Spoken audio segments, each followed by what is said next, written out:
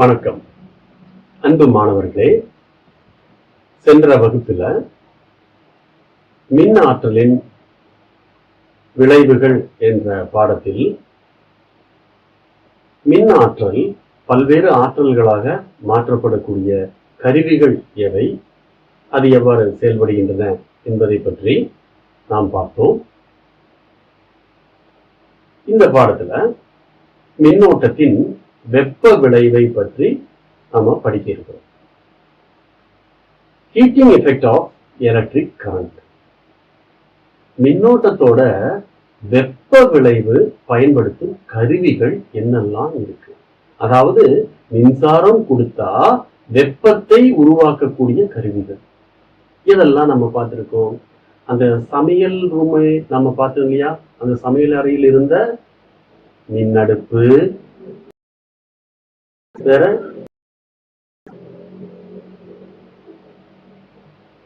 Electric கருவிகள், induction அடுப்பு, microwave oven போன்ற கருவிகள் எல்லாம் வெப்ப கருவிகள் அல்லது வெப்பம் உருவாக்கும் மின்னோட்டத்தின் வெப்ப விளைவை பயன்படுத்தும் கருவிகள் அப்படின்னு பார்த்தோம். இதெல்லாம வெப்பம் உருவாக்குறதுக்காக ஏதாவது கருவிகளை நம்ம வீடுகளில் பயன்படுத்திட்டு இருக்கோமா? பயன்படுத்திட்டு இருக்கோம். எலக்ட்ரிக் அயர்ன் பாக்ஸ், மின் தேய்ப்பு பெட்டி. இந்த மின் தேய்ப்பு பெட்டியில நம்ம மின்சாரத்தை அளித்தோம் என்று சொன்னால் அதிலிருந்து வெப்பம் உருவாக்கப்படுகிறது. இந்த வெப்பத்தை பயன்படுத்தி நாம் நமது துணிகளை அயர்ன் செய்கிறோம் அல்லது சுருக்கங்களை நீக்குகிறோம். மின் தேய்ப்பு பெட்டி. இதெல்லாம பற்றாசு கோன். பற்றாசு கோன் அப்படின்னா உங்களுக்கு புரியுதா அப்படின்னு தெரியல. Soldering iron. இது மின்னணு அல்லது மின்சார கருவிகளை பழுது பார்க்கும் இடங்கள்ல எல்லாம் பயன்படுத்திட்டு இருப்பாங்க, அல்லது எலக்ட்ரானிக் மாணவர்கள் எல்லாம் பயன்படுத்துவாங்க. இதுல என்ன செய்யறாங்க அப்படின்னா, மின்னணு கருவிகளில் இருக்கக்கூடிய பகுதி பொருட்களை, காம்பனன்ட்ஸ், ரெசிஸ்டர், கெப்பாசிட்டர் போன்ற மின்தடையாக்கிகள், மின்தேக்கிகள் போன்றவற்றை பற்ற வைத்து இணைக்க பயன்படுகிறது. இது எப்படி இணைக்கிறாங்க? இங்க மின்னோட்டம் கொடுத்தால் இதுல வெப்பம் உருவாக்கப்பட்டு சால்டரிங் லெட் கம்பியை இது உருக வைக்கும். அப்படி பற்ற வைக்க பயன்படுகிறது. சால்டரிங்காக, சால்டர் பற்ற வைத்தல், பற்ற வைக்க பயன்படுவதால் இது பற்றாசு கோல். கோல் போல இருக்கு இல்லையா, அதனால இதுக்கு பற்றாசு கோல் அப்படிங்கிற பேருக்கு சொல்லியிருக்காங்க. Soldering iron. இதெல்லாம இப்பொழுது கிராஃப்ட் வேலைகளை எல்லாம் செய்வதாலாம் இப்ப புதுசா வந்திருக்கக்கூடிய ஒரு கருவி நமக்கு பயன்படுத்திட்டு இருக்கோம். ஹாட் ப்ளூ கன். ஹாட் ப்ளூ கன். இதுல என்ன, இந்த ஹாட் ப்ளூவை பின்னால சுருகிட்டு மின் ஓட்டம் அல்லது மின்சக்தியை அளித்தால் இந்த கன் சூடாகும். இதை அழுத்தி கொடுத்தோம்னா உருகுன கம் அல்லது பசையானது வரும். அந்த பசையை வைத்து ஒட்டுனா வெப்பம் குறையும் போது அது கட்டியாகி பயன்படுத்தப்படுகிறது. ஹாட் ப்ளூ கன். இப்படின்னு நிறைய கருவிகளை சொல்லிட்டே போகணும். இதுல எல்லாம் மின் ஆற்றல் எப்படி வெப்ப ஆற்றலா மாறுது பார்க்கலாம். படத்துல இருக்கக்கூடிய மின் சுற்றை கவனிங்க. மின் சுற்று ஆங்கிலத்துல சர்க்கிட், எலக்ட்ரிக் சர்க்கிட். சர்க்கிட்டா? சர்க்கியூட்னு தானே சொல்லுவாங்க. சர்க்கியூட் கிடையாது. அத ஆங்கிலத்துல சர்க்கிட் அப்படின்னு தான் உச்சரிக்கணும். ஆங்கிலத்துல இருக்கக்கூடிய எழுத்துக்களை வைத்து அப்படியே உச்சரிக்க கூடாது. English is an unphonetic language. அது சர்க்கிட் என்று தான் உச்சரிக்கணும். தமிழ்ல மிக அழகாக மின் சுற்றுன்னு சொல்றாங்க. மின் சுற்று. இதுல மின்கலத்துல தொடங்கின மின்னோட்டம் சுற்றி திரிந்து மின்கலத்தையே வந்து அடையுது. இந்த மின் சுற்றை அலசி ஆய்வதற்கு முன்னால நாம ஏற்கனவே மின்னோட்டம் பற்றி படிச்ச சில கருத்துக்களை நினைவுபடுத்திக்கணும். ஏற்கனவேனா எப்போ? சென்ற ஆண்டு 9ஆம் வகுப்பில் நாம சில கருத்துக்களை படிச்சிருக்கோம். மின்சாரத்துக்கு மின்னழுத்த வேறுபாடு மற்றும் மின்னோட்டம் இரண்டு பண்புகள் இருக்கு. மின்னோட்டத்துக்கு அல்லது மின்சாரத்திற்கு மின்னோட்டம், மின்னழுத்த வேறுபாடு. மின்னழுத்த வேறுபாடு என்றால் பொட்டன்ஷியல் டிஃபரன்ஸ். மின்னழுத்த வேறுபாடு அல்லது பொட்டன்ஷியல் டிஃபரன்ஸ். இதோட அலகு வோல்ட். இத ஆங்கில எழுத்து டி ஆல குறிப்பிடுவாங்க. பொட்டன்ஷியல் டிஃபரன்ஸ் அல்லது மின்னழுத்த வேறுபாட்டின் அலகு வோல்ட். இது ஆங்கில எழுத்து டி ஆல குறிப்பிடுவாங்க. இதை அளப்பதற்கு வோல்ட் மீட்டர் பயன்படுத்துறாங்க. இதை அளப்பதற்கு, மின்னழுத்த வேறுபாட்டை அளக்க வோல்ட் மீட்டர் பயன்படுத்துறாங்க. வோல்ட் மீட்டர் நம்ம சர்க்கிட்ல பயன்படுத்தும் போது ஒரு வி என்ற எழுத்தும் ஒரு வட்டம் போட்டு அதை படமாக காட்டப்பட்டிருக்கு.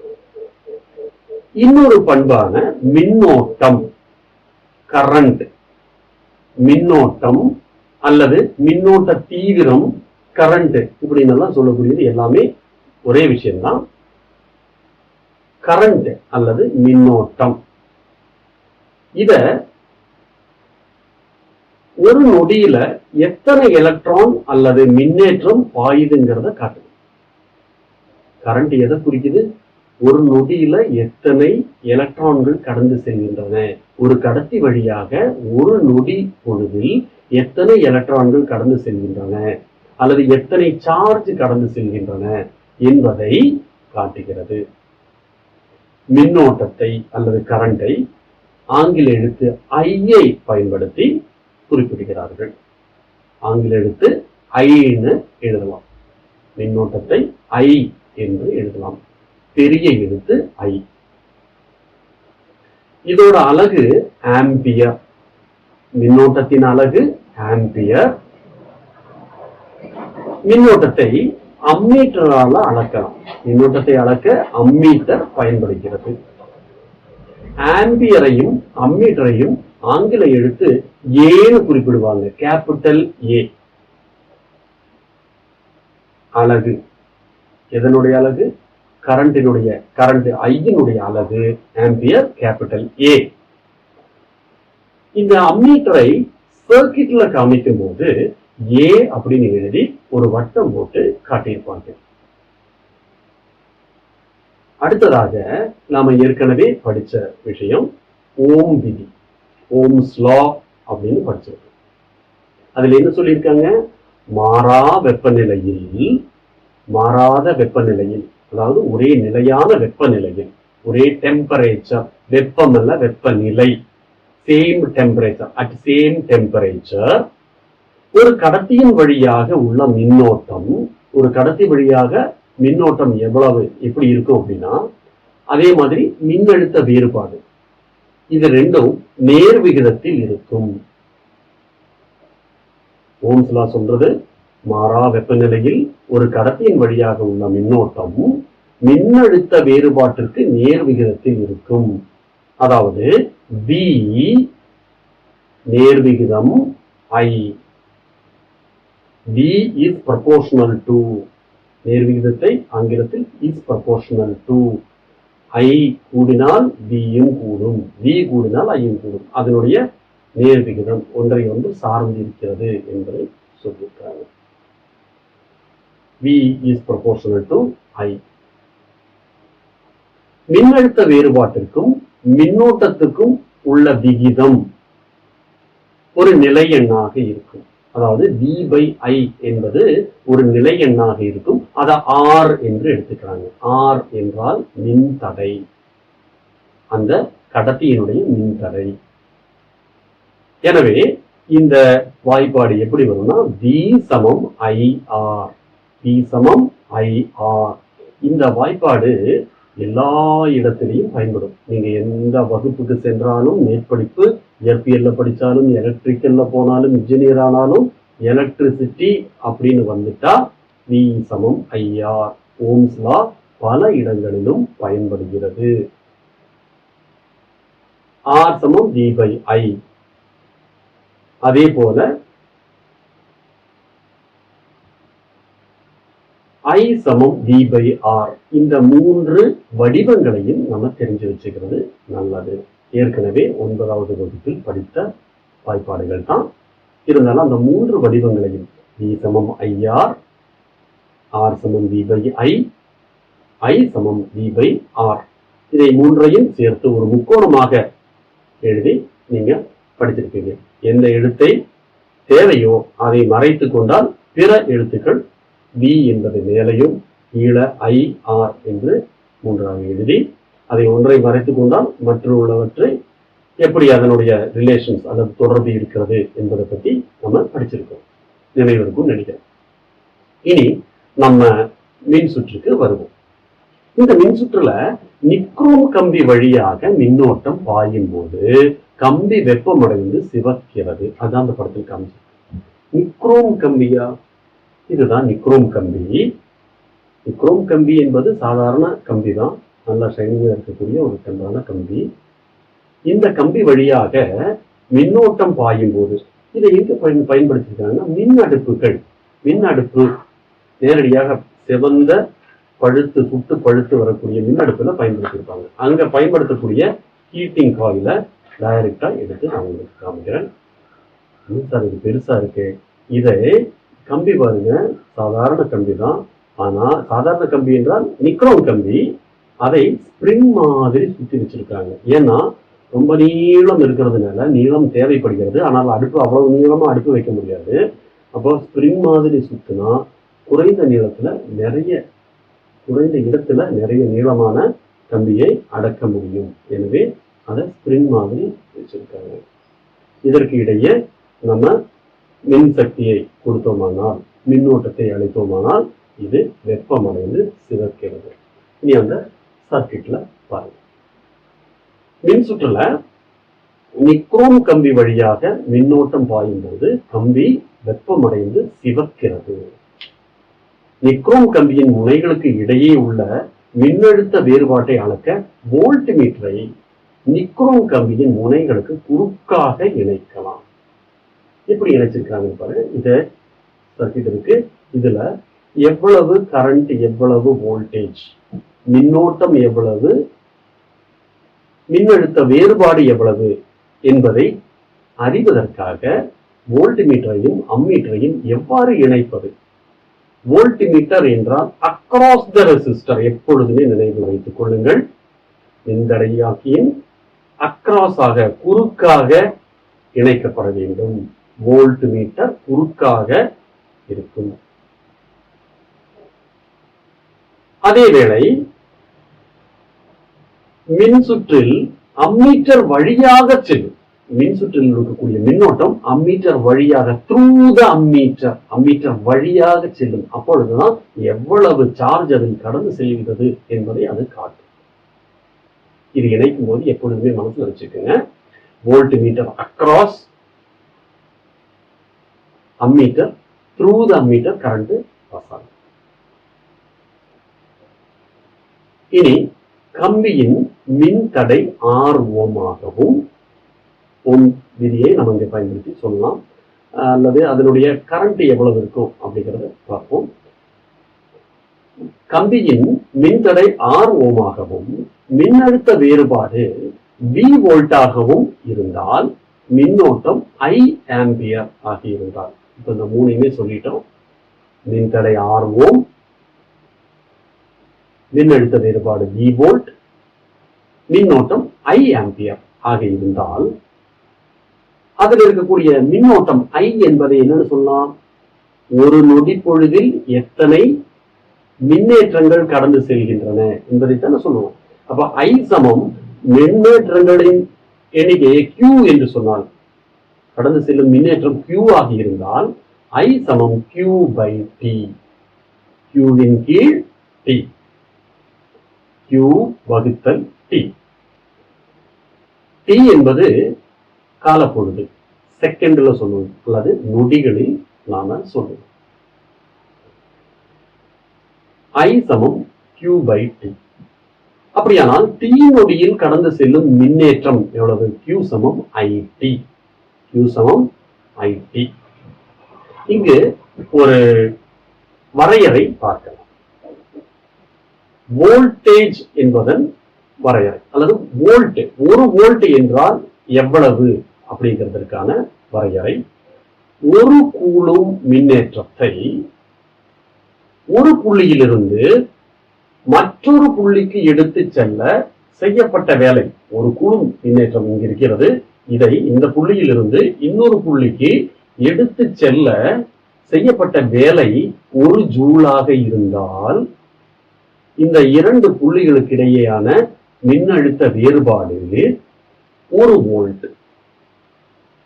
மீண்டும் சொல்றேன், ஒரு கூலும் மின்னேற்றத்தை ஒரு புள்ளியில் இருந்து வேறொரு புள்ளிக்கு எடுத்து செல்ல 1 ஜூல் வேலை தேவைப்பட்டால் இந்த இரண்டு புள்ளிகளுக்கு இடையே உள்ள மின்னழுத்த வேறுபாடு 1 வோல்ட். சரியா புரிஞ்சுதா? இனி இதைவே சற்று வேறு மாதிரி சொல்லி பார்த்தோம் அப்படின்னு சொன்னா, ஒரு கூலும் மின்னேற்றம் 1 வோல்ட் மின்னழுத்த வேறுபாட்டின் வழியாக எடுத்து செல்ல 1 ஜூல் வேலை தேவைப்பட்டால் ஒரு கூலும் மின்னேற்றத்தை V வோல்ட் மின்னழுத்த வேறுபாட்டு வழியாக எடுத்து செல்ல எவ்வளவு வேலை தேவைப்படும்? V ஜூல் தேவைப்படும். V வோல்ட் மின்னழுத்த வேறுபாடு இருக்கக்கூடிய இரண்டு புள்ளிகளுக்கு இடையே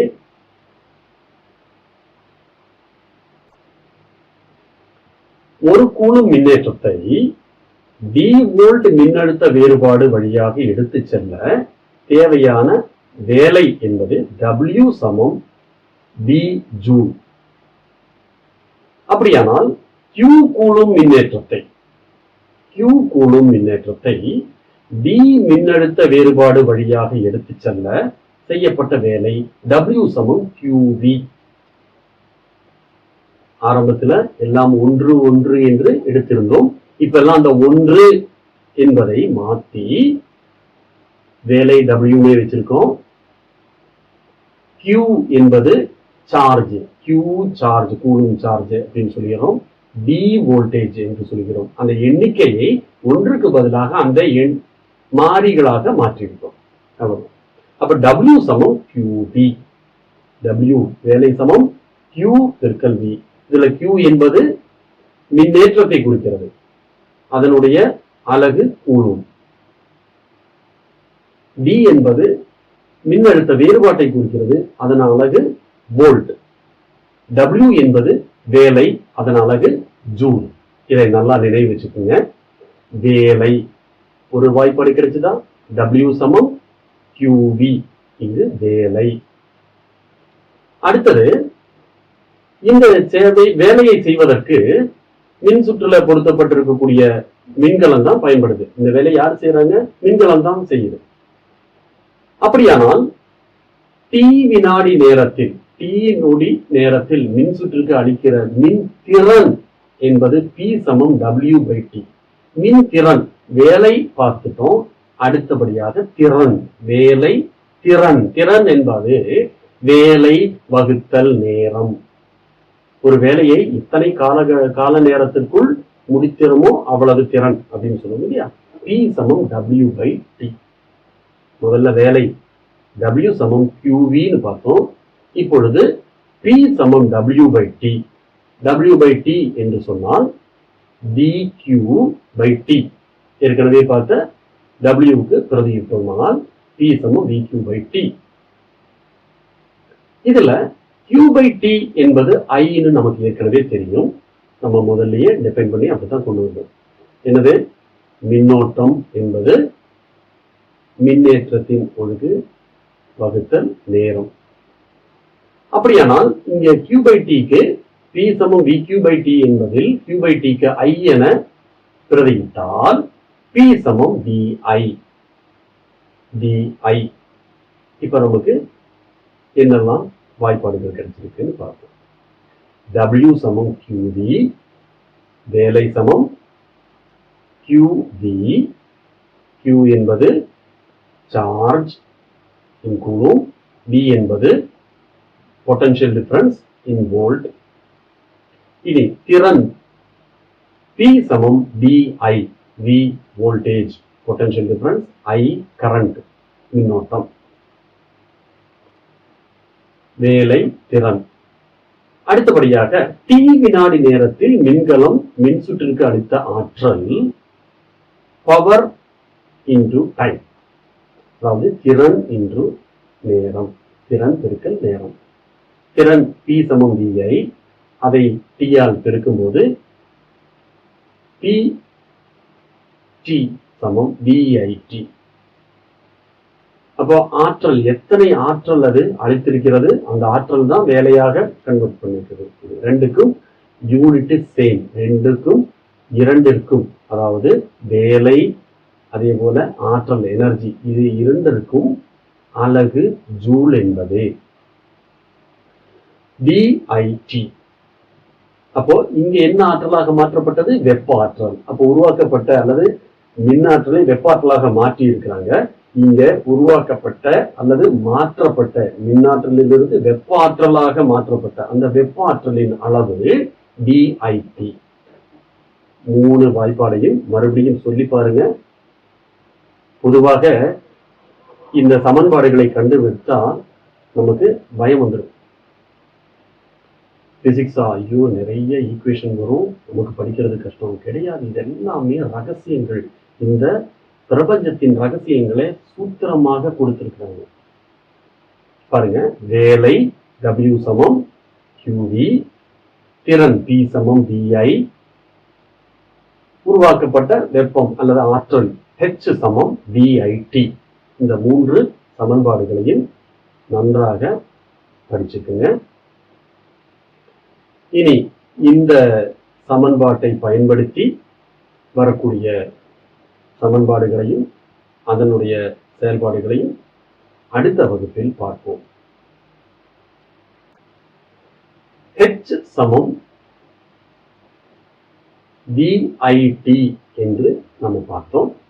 இதுல நம்ம ஓம் விதிப்படி படித்த IR என்பதை, V சமம் IR என்பதை பிரதியிட்டால் H சமம் VIT. இதில் I என்பதற்கு ஐயும் T என்பதற்கு Tயும் அப்படியே இருக்கட்டும். V என்பதற்கு IR என்று பிரதியிட்டால் H சமம் IR பெருக்கல் IT.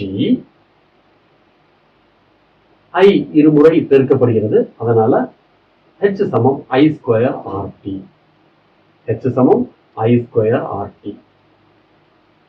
நிக்ரோம் கம்பியில் மின்னோட்டத்தினால் எவ்வளவு வெப்பம் உருவாக்கப்பட்டது என்பதை இந்த சமன்பாடு காமிக்கிறது.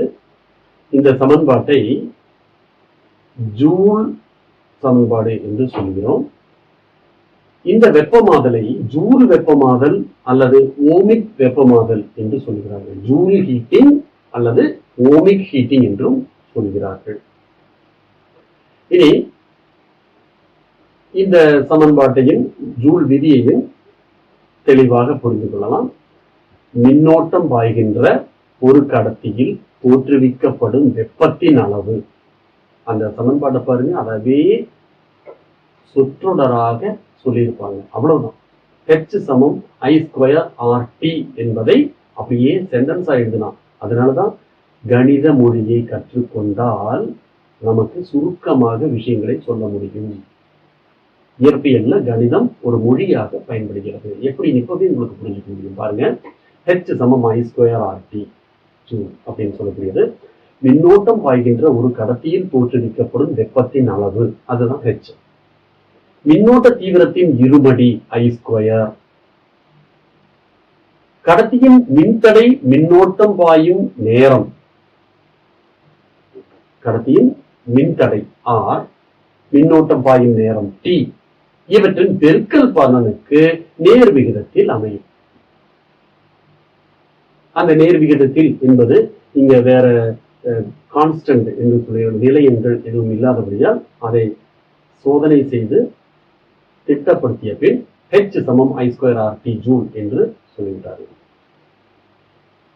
இந்த ஜூல் விதியை மீண்டும் பாருங்கள். மின்னோட்டம் பாய்கின்ற ஒரு கடத்தியில் தோற்றுவிக்கப்படும் வெப்பத்தின் அளவு மின்னோட்ட தீவிரத்தின் இருமடி I2, கடத்தியின் மின்தடை R, மின்னோட்டம் பாயும் நேரம் T, இவற்றின் பெருக்கல் பலனுக்கு நேர் விகிதத்தில் அமைகிறது. இதுதான் ஜூல்ஸ் லா அல்லது ஜூல் விதி. I ஆம்பியர் அலகில் உள்ள மின்னோட்ட தீவிரத்தையும், I என்பது மின்னோட்ட தீவிரம் அல்லது மின்னோட்டம் அல்லது கரண்ட், யூனிட் என்ன? ஆம்பியர், அதனுடைய அலகு ஆம்பியர். R என்பது ஓம் அலகில் உள்ள மின்தடை, R என்பது மின்தடை, அதனுடைய அலகு ஓம்.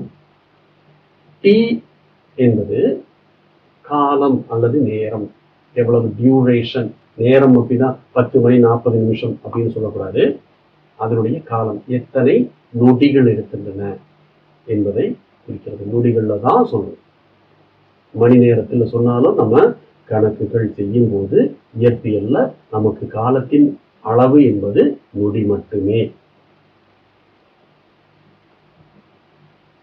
இதுவரை பார்த்த தகவல்களை ஜூல் விதி, இதில் என்னெல்லாம் ஈக்குவேஷன் நம்ம படிச்சிருந்தோம்?